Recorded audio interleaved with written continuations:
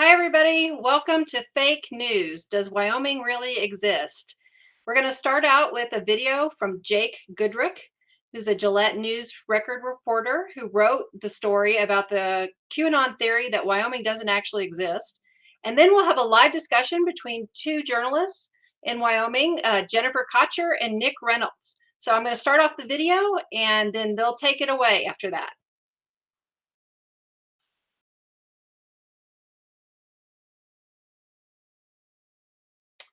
Hello and welcome to this presentation on fake news. My name is Jake Goodrick and I am a reporter with the Gillette News Record. Now, during this spiel, we will cover what fake news is, how it has evolved into its current state, and also talk about ways to frankly avoid falling for it. Now, I am a journalist, I'm not an academic, and as the great Charles Barkley is often fond of saying, America, there is no such thing as experts.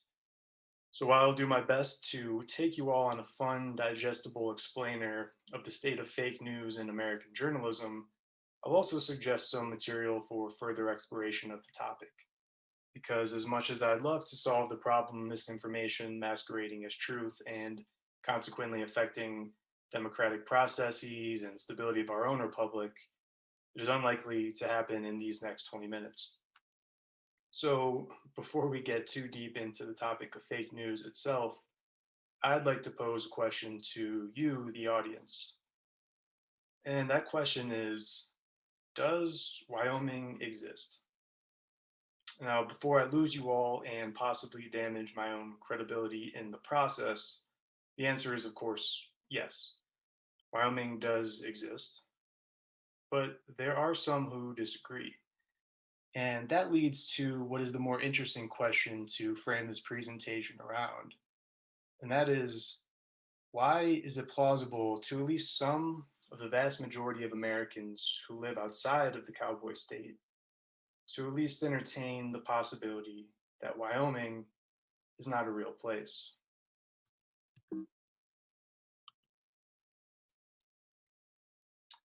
Now, fake news, what is it? Well, pegging fake news to a single definition is tricky, as we'll discuss here. There are many ways misleading or flat out false information can be disseminated and labeled. Then there's arguably the most confounding factor, which is how people perceive or interpret the term fake news itself. Fake news is, to put it simply, false information presented as real news or accurate information. What it's not is information one doesn't agree with or want to acknowledge as truth. That latter mischaracterization is in part how the term fake news came to mean so many things to so many different people. So, actual fake news consists of false or fabricated information without, or sometimes with, misleading, verifiable facts, sources, or quotes. Misleading is an important and carefully chosen word for this topic. And that is because fake news could contain some portions of factual or true information. In these cases, it is often a matter of context.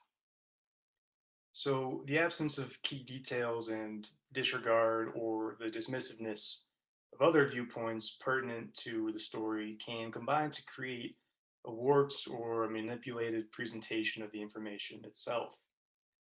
Inflammatory or divisive language is also commonplace in this cocktail of misinformation and disinformation. Also, please note the distinction between those two terms. Misinformation is false or misleading information, while disinformation is fake information purposely spread to deceive people. Now, although the term fake news gained traction ahead of the 2016 presidential election and has hung around since, it is not that new of a concept. Its origins are quite literally ancient. There are many examples of misinformation and lies being intentionally used to shape public opinion and, in some cases, move the tides of history. Propaganda, and its many forms and uses throughout history, is one of the most recent and relevant precursors to what misinformation and fake news looks like today. The prime difference between how information of any kind is spread now and how it was disseminated in the past is, of course, technology. Now, it is or it can be rapidly shared online and through social media, but fake news can also be spread unwittingly by ordinary social media users or through more elaborate and sometimes intentional disinformation campaigns. Recently, and I guess not so recently, Facebook has been criticized by those who say its algorithms further the spread of misinformation over more reliable sources. A recent Washington Post article said that a New York University study found that misinformation gets 6 times as much engagement on Facebook as compared to actual news sources. With all of that said, how do you avoid falling for it? There are several ways and things to look out for when trying to avoid the pitfall that is fake news. First, learn to recognize fake news by reading and listening with curiosity and applying critical thinking. I think just that active kind of engagement is important and change from the norm when you fall into a routine of maybe passively consuming media. Also, use news sources that are reputable and that adhere to high journalistic ethics and standards. Also, beware of what you share. Before spreading information, reflect on its credibility and critically examine the impact of sharing it. And the last tip I'll leave is to learn to recognize your own biases and to compensate for them. I pulled that quote directly from a source that I used to find some tips on this and thought that it couldn't be worded any better than that. And that's pretty good advice to apply in all sorts of ways to life. But now back to the question at hand, which is, of course, but does Wyoming exist? Again, yes, we know that it does, but we're interested in why some people think that it doesn't. For background, there's an online community who connects over the shared idea that Wyoming is not a real place. When I wrote a story about this idea last year, I spoke with some members of the Reddit group who assured me that most users know Wyoming is real.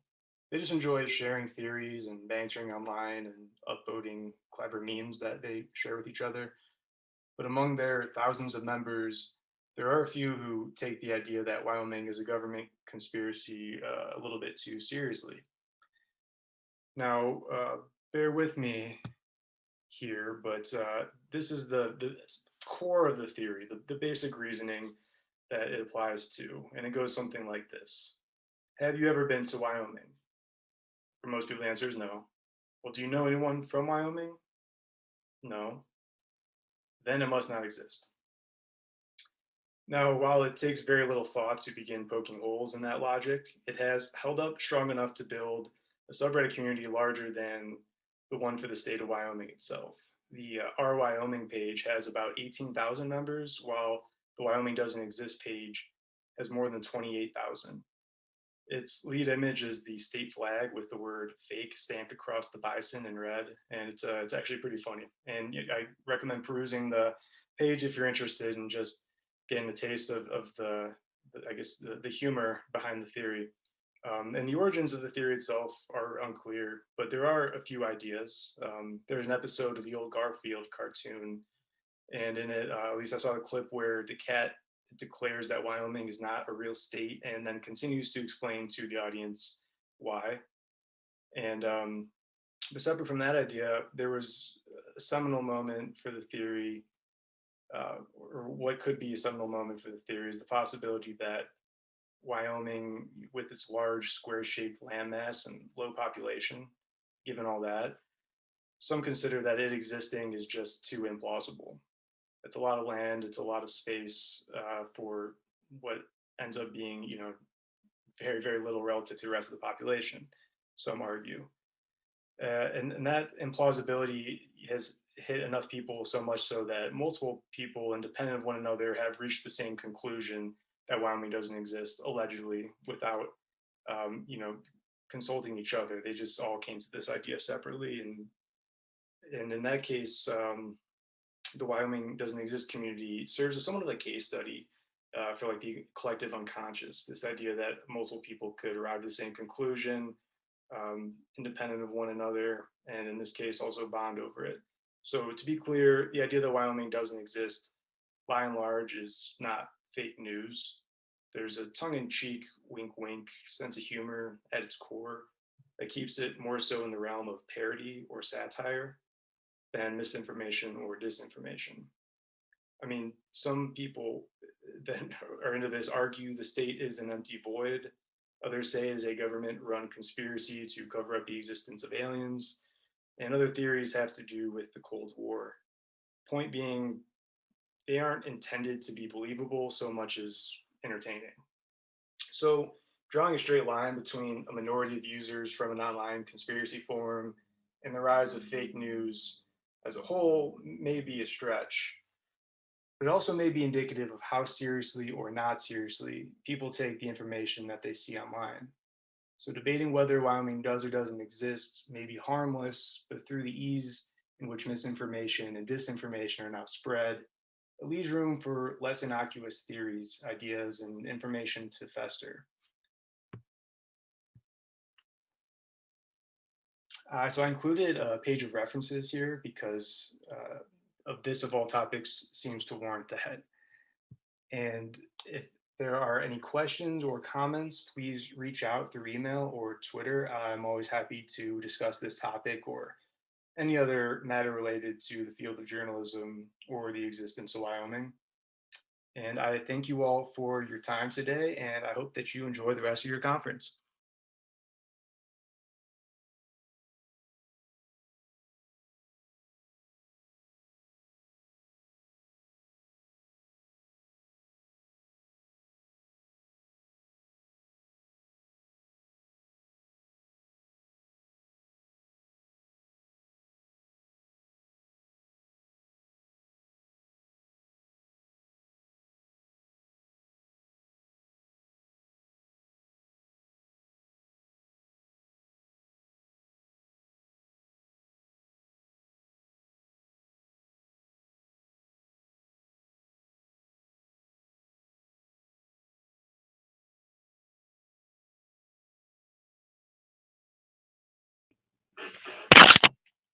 Nick and Jennifer, as you go live, don't forget to go up to the upper left-hand corner and open up your mic and your video camera. There you go. Okay, thanks. Okay. Well, I found that extremely interesting. Nick, I don't know about you. One thing that struck me was the way that the consensus was made based on validating one another's opinion on whether or not Wyoming exists. Yeah, I just like that he brought up the Garfield cartoons. A lot of people don't really realize that that's kind of where it originated. But you know, it's funny to think about just the legacy of fake news and the I guess the story of America. I mean, it's we wouldn't actually be where we were if it weren't for a bunch of insightful pamphlets by the Sons of Liberty in 1765, spreading misinformation about the British Stamp Act, leading to the Boston Tea Party, the lynching of public officials. That's like fake news is a part of American history in a huge way, which is kind of an interesting thing to acknowledge. But it's kind of I mean, we're in a completely different environment now, right? I think like with the democratization of media, especially, almost being put on steroids in a way. Traditional news outlets have to compete with just forums that are sometimes unmoderated and just given free reign. You're working with groups like Facebook, where it really I guess to understand exactly where some of these things come from, you really need to be immersed in the social media ecosystem. Remember covering Wyoming politics, for example, I was in like 15, 16 different conversation groups, just keeping an eye on where things were evolving. And, later I had to monitor things like Telegram and Gab and all of these other social media outlets just to have a grasp of what was going on. And I think that's kind of the challenge that a lot of us have to grapple with. It's not just reporting on what actually is happening, but discovering the origins of some of the bizarre stuff and having to debunk it. And sometimes that can actually overwhelm the traditional pipeline of information, which was always a challenge. Yeah, there's so much of the news stories I'm always surprised originate in those pages and in some of those conversations. One story that I got about human trafficking, and this is one of those things where false information becomes a story. But somebody had posted that about being in the parking lot and seeing something written on their bumper, which everybody else on Facebook then had to write in and say, "Oh my gosh, that happened to me here. That happened to me there."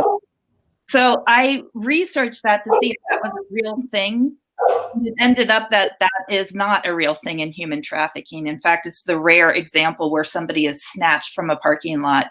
But that's the type of stories that then become reality based on their consensus that, yes, this happened to me too. And that type of spread of information is always surprising to me. Yeah, well, I guess in some cases, and sorry about that, my dog is barking in the background, but some of it relates to confirmation bias. But I think like another part of this, and I was actually before this, I was talking on a panel about myths and realities in the Medicaid expansion debate, and one of the things that I found really interesting in covering that was having to reverse engineer some of the misinformation that actually it came up in some of these policy debates and was sometimes parroted by lawmakers. And in, I guess, reverse engineering where some of these talking points came from, you'd find to a large extent in some of these talking points that there was some truth to them, and that made them valid enough for people to accept. For example, there was one conversation that came up about hospitals in Montana, actually being in worse financial shape once they had expanded Medicaid.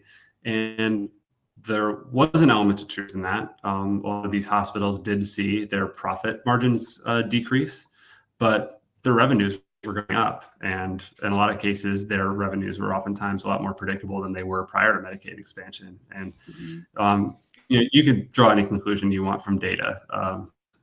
While they say, data doesn't lie or data doesn't have a bias, you can selectively pull a piece of information or, even look at something during a set period of time rather than a long-term trend and draw basically any conclusion you want. And I think that's what makes the conversations a lot. I think makes it a lot more difficult to just get one set version of the truth a lot of times. And yeah, I think like the big challenge now, of course, is just like not only teaching the audience how to build up credibility, but or to acknowledge what sources are credible. But I think the outlets have a responsibility too. I think a lot of outlets that are kind of popping up in the current media environment are trying to do a little too much with too few. You maybe have 2 or 3 people putting out dozens of stories a day. A lot of times it's just a headline. There's absolutely no context to what's in there. You can't really track where a story came from or the whole truth of it. They give you like a snippet of information. And while I think audiences always say like we just, it's the facts divorced of the context is essentially useless. And I think that's one area where our current media is failing. I agree. And I think anonymous sourcing has become a problem in that further shooting media in the foot based on the fact that it can't be validated. And it draws into question some of the facts that otherwise shouldn't be if you're citing your source. Yeah. And I mean, unlike other parts too, like, it's like you could show that you did the work, but, there's like also that side of, I guess there's been a lot of conversation recently about both sides, right? Like, do you give like do you give like both parties like equal leeway if, one side is just saying things that are untrue or need to be fact checked constantly? And I think that's one thing that we often run into, or, people have had serious debates at the highest levels about whether or not they should be fact checking their sources in the columns, or, even if that should be happening on social media, how it takes place. And I don't know. It's I think like we're in a completely different media environment now, and there is some onus on the media, but there's a ton of onus. The readers as well. And I just don't think that we're really equipping people to be able to, I guess, critically work through the information that they're receiving. You know, part of it maybe has to be like from a mandatory media literacy class at some point during like their social studies curriculum but yeah, it's difficult. It's hard to explain to people.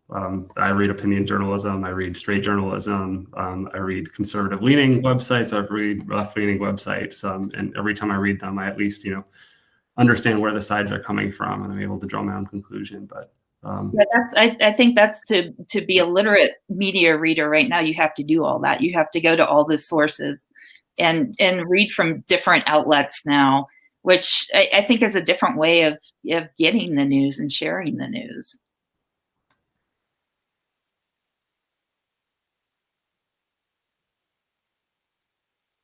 Laura, are there any questions for us?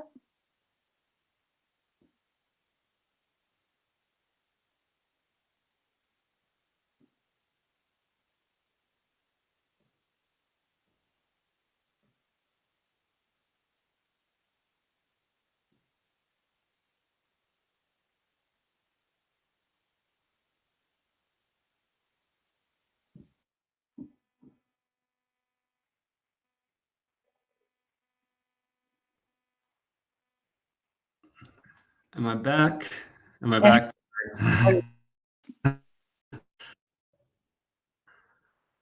Yeah, where we were. I saw a question about Mike Lindell's group, like the Cyber Symposium, I assume. And yeah, I actually did look into that for a piece I was writing a while ago about some of the questions of election integrity, because there was some pressure on county clerks and the Secretary of State's office to perform an audit in the state, given those revelations. And what that came from was actually based off of some dubious modeling pushed by one of Lindell's, someone in the Lindell orbit.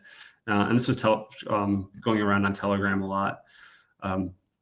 And yeah, what we found is that it was mostly projections. They weren't really based off of anything factual. They took a model based off of allegedly false ballots in one county and basically applied them universally across states. And the Secretary of State's office actually, they take any allegation of fraud seriously, and they sought to investigate this, and actually were not able to get anything out of these guys, and I think that's kind of been the case, throughout the entire course of the whole election integrity conversation. You don't really have any demonstrable need to ramp in some of the widespread fraud that was allegedly occurring. And countering that false information, that's difficult to do. I mean, you could say that there hasn't been proof provided, or you can provide as many counterpoints to it as possible. But I'd publish stories that attempted to do that and have people reaching out to me to say, like, do your research, or what about this, or what about that? And that's, in some cases, it's kind of difficult to counter that information. You really have to, I guess, like writing an article to counter it is maybe a Band-Aid on a bigger problem, really. If you have like an inherent trust in your institutions to begin with, to the point where people are actually willing to take some of these criticisms and just say,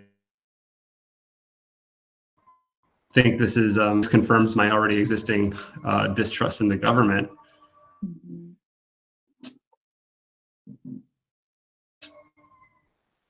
I think that's an issue of the government's own credibility in some ways. Distrust doesn't form in a vacuum, and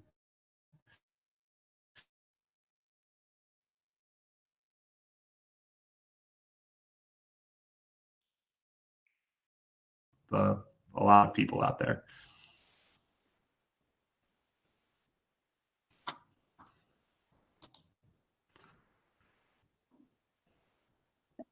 Are there any more questions?